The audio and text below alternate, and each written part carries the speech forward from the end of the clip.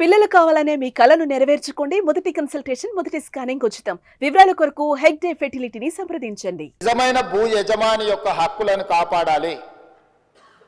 లేకపోతే విద్య రాని పేదవాళ్ళ భూములను ఎవరైనా అన్యాక్రాంతంగా అక్రమంగా ఆక్రమించుకుంటూ కూడా వాటిని ఆ ఆక్రమణలను తొలగించడం ద్వారా వాళ్ళ హక్కులను కాపాడడానికి అన్ని రకాల చట్టాలను తీసుకొచ్చింది.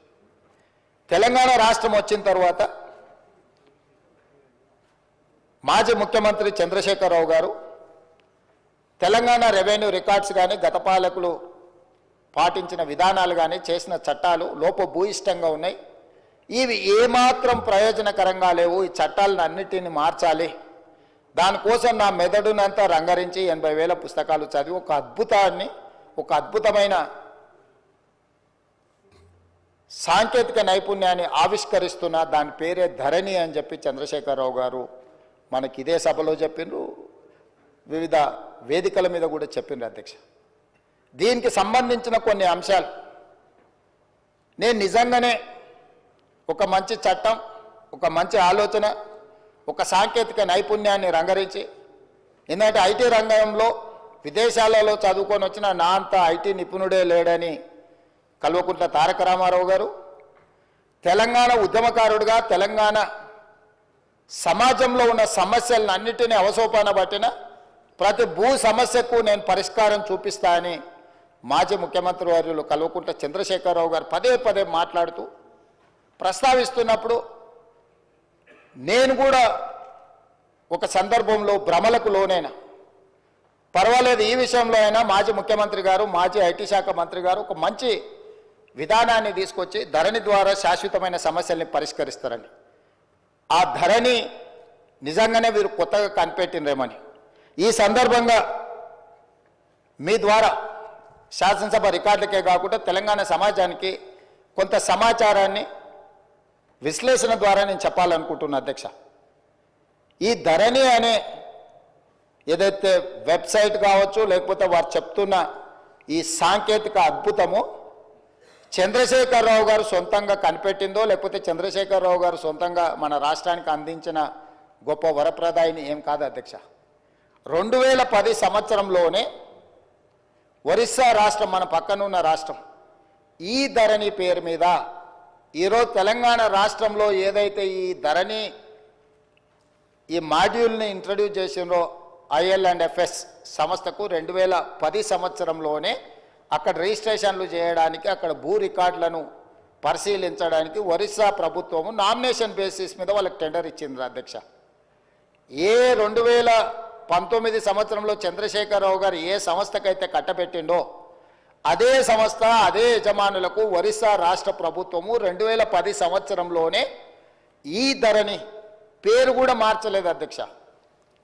నువ్వు ధరణి అన్నావు, వాళ్ళు ఈ ధరణి అన్నారు. ఎందుకంటే ఎలక్ట్రానిక్ రిలేటెడ్ ఇష్యూ కాబట్టి ఈ ధరణి పేరు మీద 2010 సంవత్సరంలో ఒరిస్సా ప్రభుత్వం ఆ సంస్థకు అప్పచెప్తే 4 సంవత్సరాలు నిర్వహించిన తర్వాత కాగ్ ఏం నివేదిక ఇచ్చిందంటే అధ్యక్ష, 2014లో అసలు ఈ ధరణి ఈ రిజిస్ట్రేషన్ సాఫ్ట్వేర్ లోపాలను కాగ్ నివేదిక బయటపెట్టడం కాకుండా ఎలాంటి కాంపిటేటివ్ బిడ్డింగ్ చేయకుండా వాళ్ళకు నామినేషన్ బేసిస్ మీద ఇవ్వడం మీరు తప్పు. వాళ్ళకి ఎలాంటి అనుభవం లేదు ఇందులో. వాళ్ళకి ఏదైతే ఒరిస్సా ప్రభుత్వం అప్పచెప్పిన బాధ్యత, రిజిస్ట్రేషన్లు, రెవెన్యూ రికార్డ్స్కు సంబంధించిన బాధ్యత అప్పచెప్పినరో వాళ్ళకి ఎలాంటి నైపుణ్యం లేదు.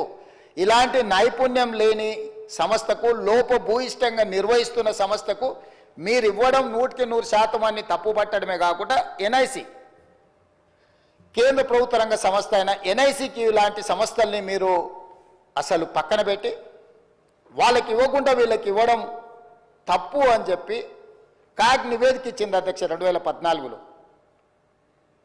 ఇక్కడ తమరి ద్వారా నేను తెలంగాణ ప్రజలకు నేనేం చెప్పదలుచుకున్నా అంటే, చంద్రశేఖరరావు గారు 2018, 2019 ఆ తర్వాత వివిధ సందర్భాలలో మాట్లాడిన మాటలు వారి మెదడునంత రంగరించి ఒక అద్భుతాన్ని, ఒక అమృతాన్ని తీసి అమృతంలో నుంచి సృష్టించిన ధరణి వారి యొక్క ఆలోచన అనేది అయితే చెప్పిండో అది శుద్ధ తప్పు. 2010 సంవత్సరంలోనే IL&FS కంపెనీ ఈ విధానాన్ని ఒరిస్సా ప్రభుత్వానికి చేరవేస్తే ఒరిస్సా ప్రభుత్వం వాళ్ళ కాంట్రాక్ట్ ఇస్తే 4 సంవత్సరాలు నిర్వహించిన తర్వాత క్యాగ్ నివేదిక 100% తప్పుపట్టింది. ఈ లోపభూయిష్టమైన